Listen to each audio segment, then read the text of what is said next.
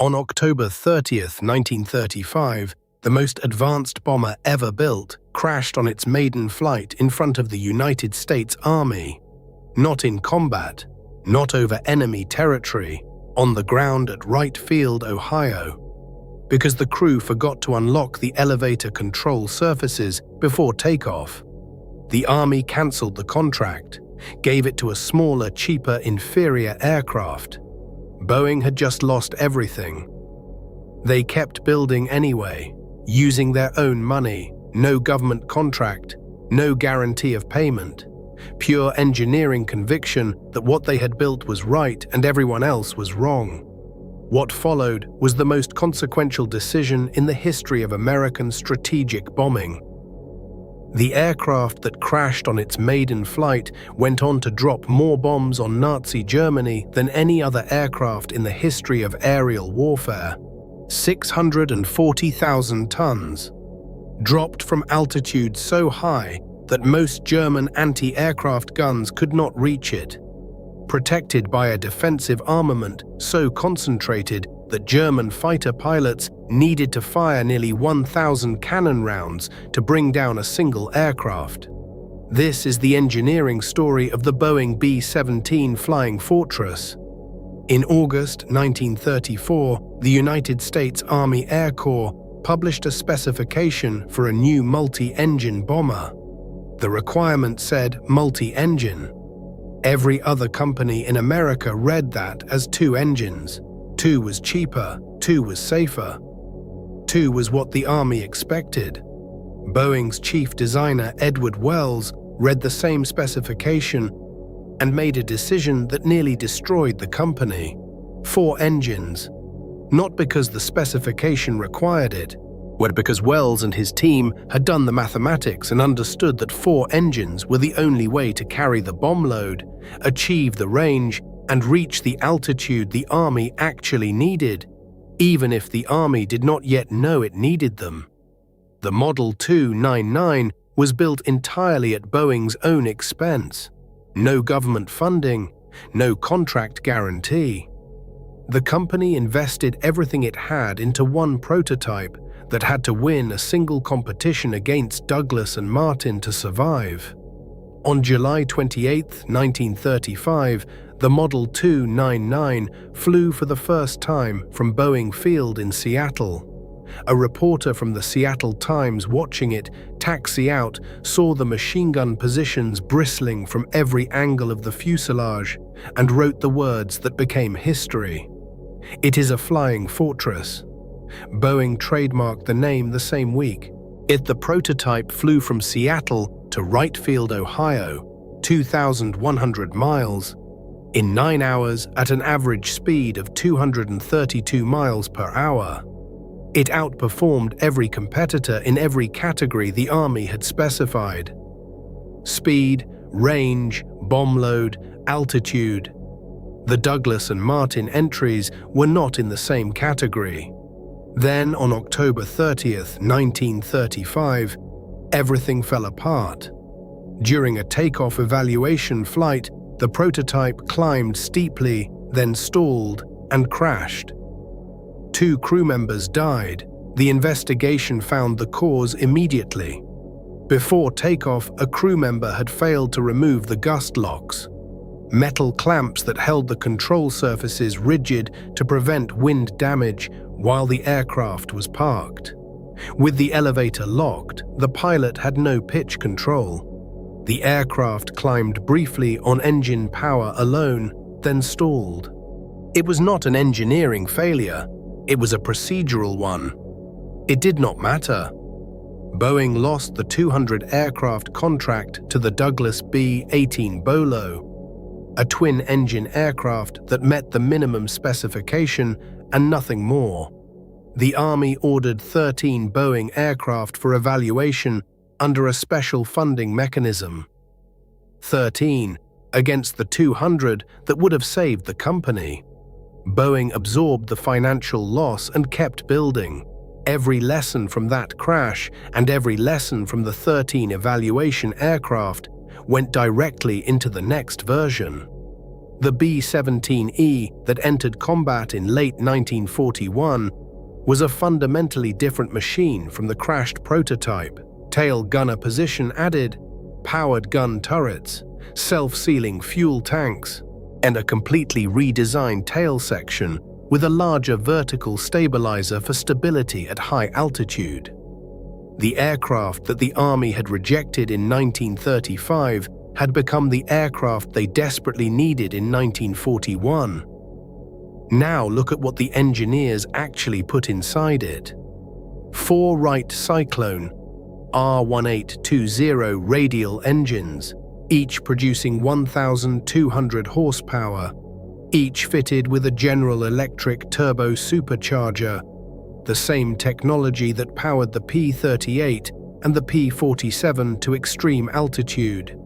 Those turbo superchargers pushed the B-17 to a service ceiling of 35,000 feet, above the effective range of most German 88mm anti-aircraft guns, above the altitude where most German fighters could fight effectively.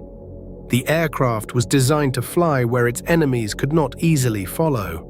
With the Norden bombsight, this device is one of the most remarkable pieces of precision engineering produced during the entire war.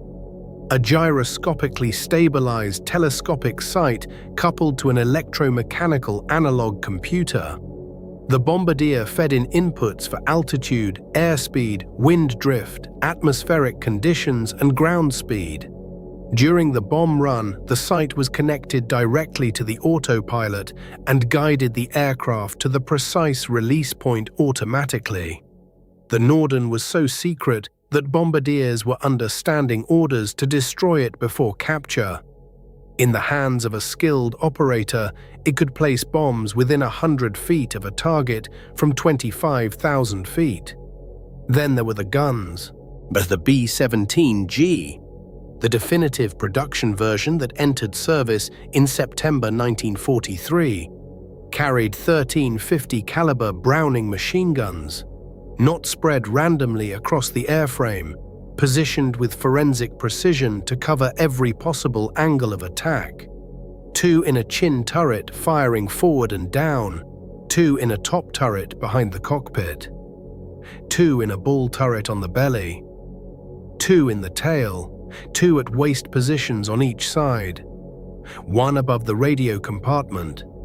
The aircraft that a reporter had called a flying fortress before it had ever flown in anger had become exactly that.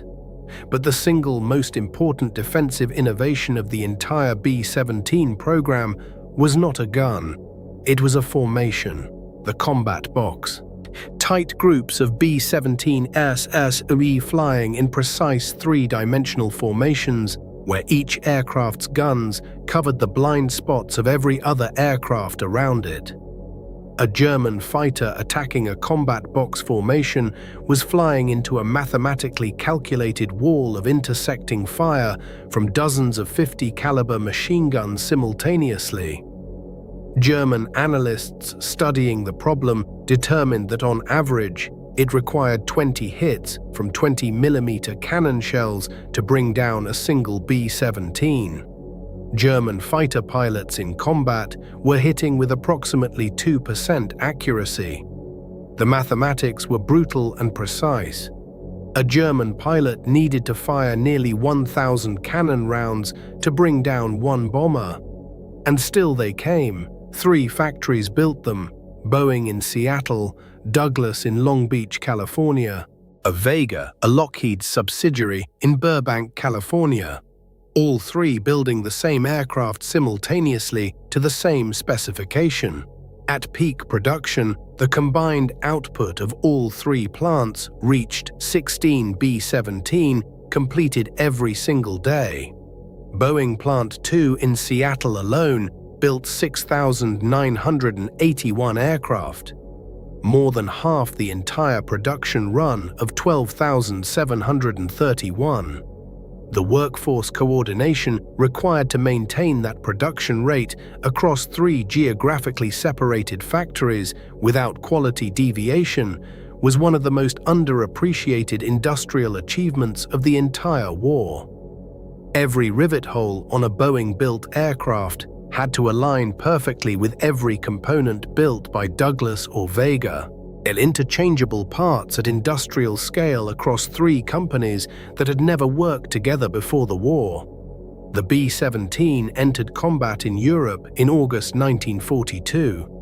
What followed over the next 3 years was the most sustained and costly strategic bombing campaign in the history of aerial warfare. The 8th Air Force flew from bases in England. Formations of 200, 300, sometimes over 1,000 B-17Es at a time, crossing the English Channel at altitude, heading east into Germany. The targets were the industrial infrastructure that fed the German war machine: ball-bearing factories, oil refineries, aircraft production plants, railway marshalling yards. The Germans fought back with everything they had. The darkest day came on October 14, 1943, the second Schweinfurt raid. 291 B-17 took off from England, targeting the ball-bearing factories at Schweinfurt deep inside Germany. Without adequate fighter escort for most of the mission, German fighters attacked in waves the entire route in and out. 60 B-17s were shot down that day. 594 American airmen killed, captured, or missing in a single afternoon. It was the highest single-day loss rate of the entire strategic bombing campaign. The engineering response was immediate. The Chin turret, 2 additional 50 caliber guns firing directly forward, was added to address the head-on attack tactic German pilots had developed to avoid the heaviest defensive fire. And the arrival of the P-51 Mustang with external fuel tanks capable of escorting bombers all the way to targets deep inside Germany and back changed the mathematics of survival permanently. After early 1944, German fighters could no longer attack bomber formations with impunity. The B-17 and the P-51 together broke the Luftwaffe's ability to defend German airspace. The stories of individual B-17s that came home when nothing should have survived are the most extraordinary testament to what the engineers built. One aircraft returned to base with 180 flak holes in its fuselage and only 2 of 4 engines running. The pilot flew it home. Another had its nose blown completely off by a mid-air collision with a German fighter. The pilot held the aircraft level with the remaining control surfaces and brought it back across the English Channel. A veteran who flew 35 missions over Germany wrote a letter to Boeing 75 years after the war ended. He said simply, "Your aircraft brought me home when nothing else would have." By the time the last B-17 rolled off the production line in May 1945, 12,731 had been built. They dropped 640,000 tons of bombs, more than any other Allied aircraft of the war. They flew in every combat theater from the Pacific to North Africa to Europe. 4,735 were lost in combat, more than any other American aircraft of the war. And they kept flying, formation after formation, mission after mission, a day after day for 3 years over the most defended airspace in the history of aerial warfare.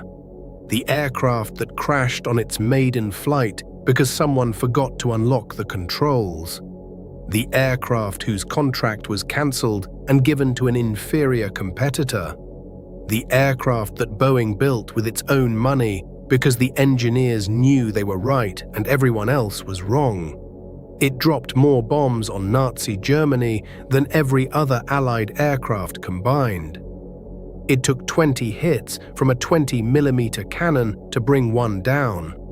German pilots could only hit with 2% accuracy. Do the mathematics yourself. That is not a war story. That is an engineering story. And it is exactly the kind of story this channel was built to tell. If this is the kind of history that stops you in your tracks, the machines, the factories, and the mathematics behind how the war was actually won, subscribe to the channel. Every week we go deeper.